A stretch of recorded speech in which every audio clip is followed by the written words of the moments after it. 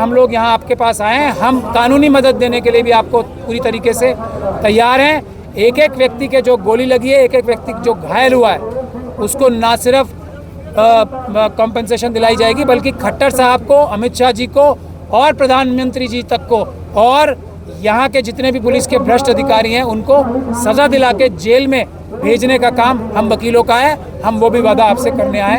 हम लोग आपके साथ कंधे से कंधा मिला के अदालतों में भी और सड़कों पे भी पूरी वकील कम्युनिटी खड़ी है, क्योंकि हम भी आपके एक तरीके से उतने ही एहसानमंद अपने आप को हम आपके उतना ही एहसान मानते हैं जितना बाकी देश की जनता, क्योंकि हम भी आपका ही उगाया हुआ अनाज खाते हैं। और मैं आपको कुछ छोटे लफ्ज़ों में कानूनी पोजीशन भी बताना चाहता हूं कि किसानों का ये आंदोलन कानूनी रूप से, संवैधानिक रूप से कहाँ खड़ा है।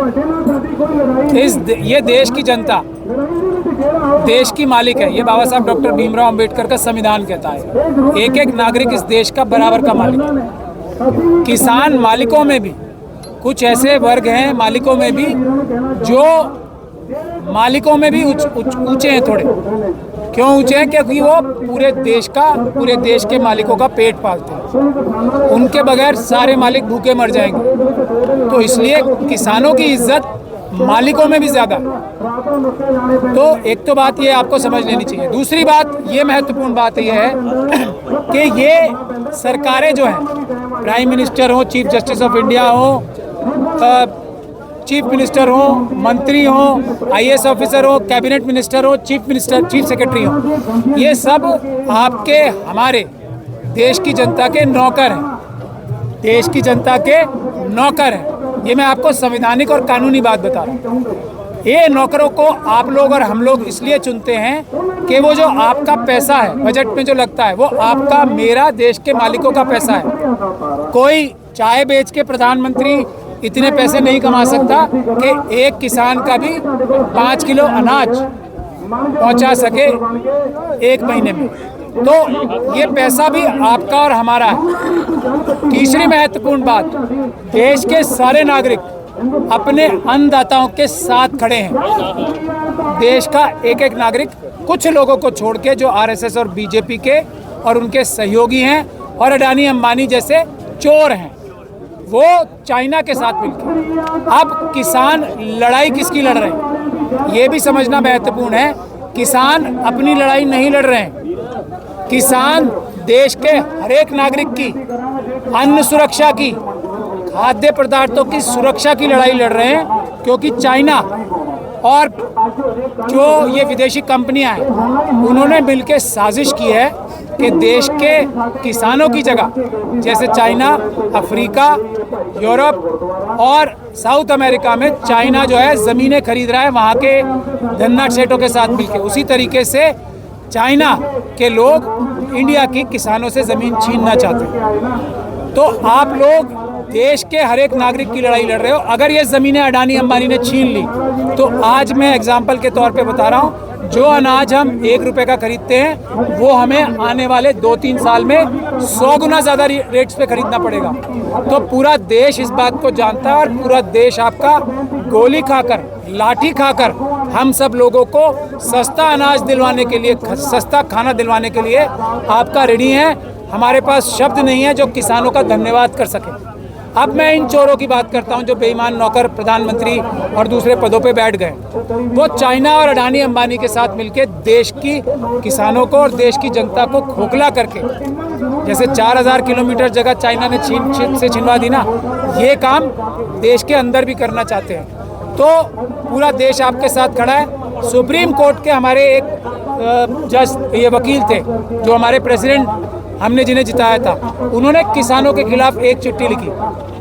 सैकड़ों वकीलों ने, और मैं आपको बता रहा हूँ, सैकड़ों वकीलों ने मिलकर उनके खिलाफ रेजोल्यूशन पास किया कि उनको प्रधानी से हटा देंगे, सुप्रीम कोर्ट की प्रधानी से हटा देंगे और जल्दी हम उनको हटा देंगे, क्योंकि उन्होंने जुर्रत की किसानों के खिलाफ एक शब्द बोलने की। किसानों के खिलाफ जो भी एक भी शब्द बोलता है वो देश का गद्दार है। ये भी मैं आपको कानूनी बात बता रहा हूँ। देश का और संविधान का गद्दार है, देश के लोकतंत्र का गद्दार है जो किसानों के खिलाफ एक शब्द भी बोलता है। ये भी आप बात समझ लें।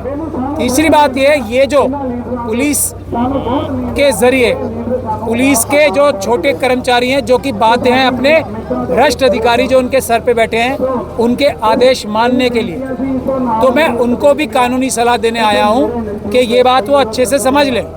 किसानों के ऊपर चलाया हुआ एक एक आंसू गैस का गोला, चाहे वो एक्सपायर्ड हो या नहीं हो, एक्सपायर्ड वाला तो डायरेक्ट अपराध है, आतंकवाद की घटना है। आतंकवादी अपराध किया है आप लोगों के साथ, ये पुलिस की वर्दी में या आरएसएस के गुंडों ने जो ये एक्सपायर्ड घत गोले चलाए हैं आपके ऊपर, आंसू गैस के गोली चलाना भी आतंकवाद का यूएपीए का अपराध है, क्योंकि आप लोग संवैधानिक रूप से पीसफुल प्रोटेस्ट कर रहे हो, आपको कोई नहीं रोक सकता कानूनी तौर से। और मैं ये जो जूनियर अधिकारी हैं जो गोली चलाने पे बाध्य हैं आधे मन से भी, बहुत सारे लोग आपके ऊपर गोली नहीं चलाना चाहते पुलिस वाले, तो उनको मैं कानूनी सलाह दे रहा हूँ। आपके superior officers, chief minister, home minister आपसे अपराध करा रहे हैं, आप इनकी बात गैर कानूनी आदेश मानने के लिए बाध्य नहीं हो। आप अपराध करोगे अगर अपने सीनियर अधिकारियों की बात मान के किसानों के ऊपर आंसू गैस, गोली, लाठी या कोई भी हथियार चलाओगे, किसी भी प्रकार के तरह तरह के पैलेट गन्स और स्टन गन्स क्या क्या चला रहे हैं आपके ऊपर, जो हम लोगों ने अपना पेट काट के पाकिस्तान और चाइना के खिलाफ अपनी सेना को दिया था, वो आप लोगों के ऊपर चलाए जा रहे हैं। तो ये इतना बड़ा अपराध है, आप देश की सुरक्षा को कॉम्प्रोमाइज़ कर रहे हुए काम करो। तो आप अपने अपने पर्सनल वकीलों से सलाह ले लो और काम वही करो जो आपके वकील बताएं आपको। अधिकारी अगर आपको कोई अपराध करने के लिए कहता है और आप अपराध कर रहे हो जो, तो उससे आपको सज़ा मिलेगी, आप जेल जाओगे, 100% जेल जाओगे, आप कानूनी रूप से बच नहीं पाओगे। पुलिस की वर्दी पहन कर भी अगर कोई अपराध करता है तो वो जेल ही जाता है। तो मैं आपको सलाह दे रहा हूँ, अपने अपने पर्सनल घर के वकीलों से सलाह लेके आपकी बार कोई भी किसानों के खिलाफ एक्शन ले। एक बात मैं और बताना चाहता हूँ, देश का बेरोजगार, ये डॉक्टर ऋतु हमारे साथ है, इस देश में इस वक्त बड़े बड़े 3-4 आंदोलन चल रहे हैं। पहला आंदोलन किसानों का चल रहा है, दूसरा आंदोलन बेरोजगारों का, यूनिवर्सिटी के छात्र और टीचर देश में बहुत बड़ा आंदोलन चला रहे हैं। डॉक्टर ऋतु उसकी लीडरशिप कर रही है दिल्ली यूनिवर्सिटी में और देश भर में, आशुतोष उसकी लीडरशिप कर रहे हैं देश भर में और दिल्ली यूनिवर्सिटी में। तो बेरोजगार, किसान, उसके बाद वकील ही नहीं, देश की सारी जनता मिलके ईवीएम का विरोध कर रही है, क्योंकि ये सरकार किसानों से नहीं डर रही, ये सरकार जवानों से नहीं डर रही, ये सरकार बेरोजगारों से नहीं डर रही, ये सरकार आदिवासियों से नहीं डर रही, SC ST OBC गरीबों से नहीं डर रही, क्योंकि इनको इनके किसी के वोट नहीं चाहिए। तो एक बड़ा इशू ये है कि ईवीएम से चुनाव नहीं होने देना है। तो और इसके लिए हम लोग आए हैं कि ये सारे लोग आपस में अगर अपनी शक्ति जोड़ लेंगे तो इनको, चोरों को, मक्कारों को भागना पड़ेगा। एक ये भी निवेदन लेके हम आए हैं कि हम सब लोग मिल के, आदिवासी, SC ST OBC, अल्पसंख्यक, किसान, मजदूर, गरीब, महिलाएं, ये सब लोग मिल के आंदोलन चलाएं। ईवीएम ही अगर हट गई तो इनकी 40 सीटें नहीं आनी, और अगली बार जो सरकार आएगी वो मालिकों से, यानी कि किसानों से और दूसरे नागरिकों से डरेगी, और वो काम करेगी जो आप कहोगे। आखिरी चीज़ मैं ये बताना चाहता हूँ आप लोगों को कि दिल्ली की जनता आपके लिए अपनी पलकें बिछाए बैठी है।